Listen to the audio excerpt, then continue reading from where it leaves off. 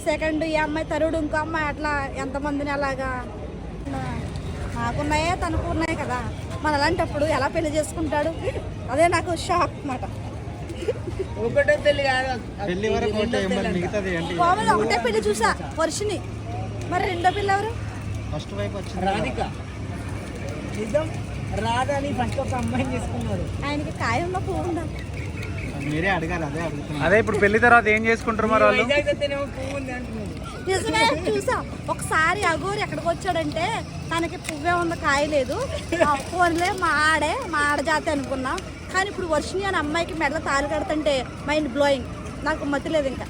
ఇదేంటి ఆడ ఎక్కడైనా పెళ్లి చేసుకుంటారా? ఓ ఏమో లెప్సియన్స్ అయి ఉండొచ్చు. అసలు అగోరియేనా? మీ పువ్వులు కూడా ఈ మధ్యలో ఎప్పుడు ఎక్కడ పెళ్లి చేసుకోవాలి చూడలేదు. ఏమో డ్రామా, అగోరి కాదనిపిస్తుంది. దేశాన్ని అంతం చేయాలని వచ్చినట్లున్నాడు ఈ అగోరి. అవును, ఇట్లాంటి వికృతాలు చూపించి ప్రజల్ని నాకు ఒక లవర్ పడాలి అనమ్మ ముగ్గురు అవును. ఆ రికార్డింగ్లు ఏంటి, ఆ వాయిస్లు ఏంటి? వస్తావా?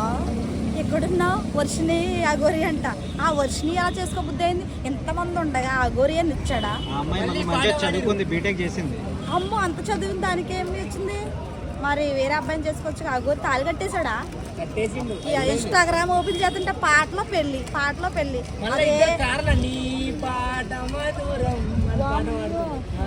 అట్లా ఉంది ఇప్పుడు లోకం. వాళ్ళన్న అయితే ఏడ్చి ఏడుస్తుంది పాట. అయ్యో, ఇప్పుడు ఆ ఊరిని అరెస్ట్ చేస్తారా లేకపోతే అలా వదిలేస్తారా? మీ అభిప్రాయం ఏంటి? అరెస్ట్ చేస్తే బాగుంటుందా? తను లోపల ఉంచడమే, కస్టడీలో ఉంచడం బెస్ట్. ఎందుకంటే ఇప్పుడు సెకండ్ ఈ అమ్మాయి తరుడు ఇంకో అమ్మాయి అట్లా ఎంతమందిని అలాగా.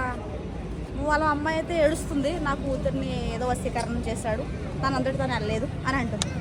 ఏమేమో లేదమ్మా నాకు నచ్చాడు అని ఏమంటుంది. పోలీసులకు ఏం చెప్పాలనుకుంటున్నారు యాగూరి గురించి? కస్టడీలో తీసుకోవాలి, అరెస్ట్ చేయాలి, లోపల ఉంచాలి.